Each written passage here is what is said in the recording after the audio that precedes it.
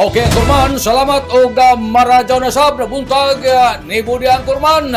Sa atong report nga nahipos gikan diri sa Kapitolyo, Talent Night sanan Coronation Nights nan Kababadinhang Surugon 2026, libre ang gusto mangita. Si Provincial Governor Lyndon Barbers na mahayag kuman buntag na para sa mga katawan dinhi sa Dakbayan sanan sa lalawigan sa Surigao del Norte, nag-awag nagkadtong gusto mangita sa pasundayag sa Kababadinhang Surugon 2026 kuman Marso 26 hangtod sa Marso 27 ning tuiga, libre. Laong ni Governor Barbers ang buyan nan Marso ato tagselebrar ang Women's Month sanan siyempre aside sa pag-celebrate sa tanan kababadsinan sa ato kinabuhi, we are also celebrating Kababadinhang Surugon 2026. Matod sa gobernador, markahi ang idyo kalendaryo sanan ibanisija nidyo na mangita ng Talent Nights kuman Marso 26, 2026 sanan ang Coronation Night sa Marso 27 ning tuig 2026 didon sa may Provincial Gymnasium. Laong ni Governor Lyndon Barbers, libre sa tanan. Oo, libre ka jud.